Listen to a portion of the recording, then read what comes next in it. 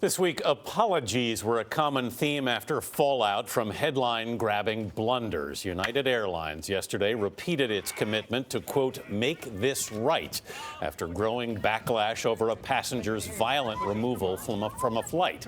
And earlier this week, White House Press Secretary Sean Spicer faced calls to resign for his comparison of Syrian President Bashar al-Assad with Adolf Hitler. We didn't use chemical weapons in World War II. You know, you had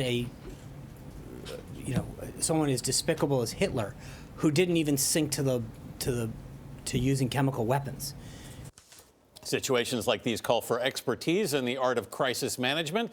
CBS News contributor and Republican strategist Frank Luntz joins us from Los Angeles. Frank, good morning. Good morning.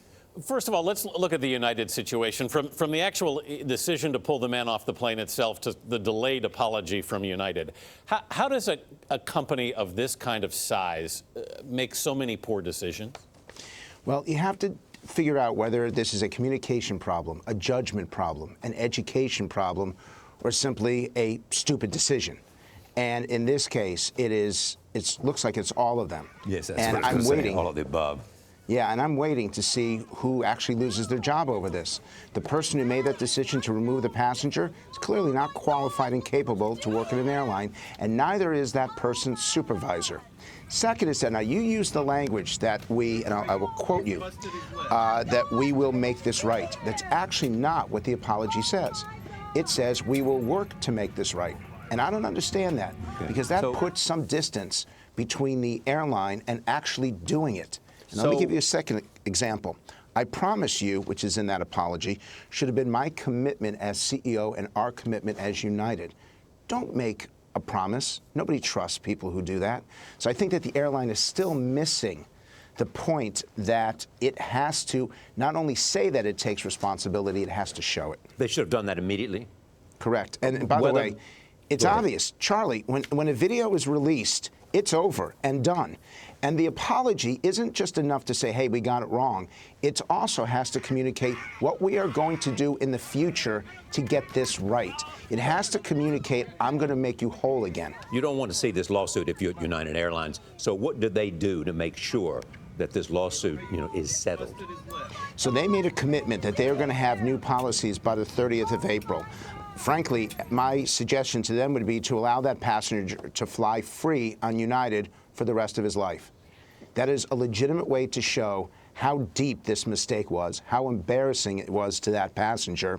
And it says to every passenger that this company will sacrifice something in itself to make it right for every passenger going forward. Frank, we have talked about this story every day this week on this program. This video has been viewed hundreds of millions of times in China, for example. What does corporate America not understand about social media and viral video? What do they need to learn? The problem is most of these senior management people don't live on YouTube. They don't live on Twitter. Someone else does it for them, and that's a mistake. They have to be among the passengers, among their customers, to really feel them.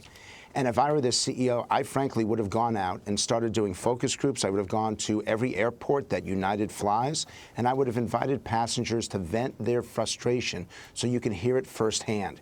I truly believe that there is a distance between the senior management and the people that they wish to serve, their employees, their customers, and the communities that they operate in. But that's going to change, and every company needs to hold a crisis management seminar with the very worst thing that they could ever think of happening, because I promise you, based on what has happened in this country, whatever you can imagine, the actual case will be even worse. Frank, shifting quickly to the Sean Spicer situation, he apologized for the comments we played when he said that Hitler did not use chemical weapons. Is that apology enough? Well, I know that for some, and I'm one of them, I lost significant numbers of my family, that when you hear the word Hitler, you immediately think gas chambers. And so this is about the worst mistake that you possibly can make. That said, I've watched him over the last 48 hours, and he's clearly tortured by this. And to watch his response, he gets it. The problem or the challenge is that it is the toughest job on the face of the earth. Imagine trying to face 50 people who want to take you down every day. So I give him credit for going out there, but it's going to take some time for him to restore the credibility that he needs. Crisis communications, Frank Luntz. Thanks as always, Frank. Thank you.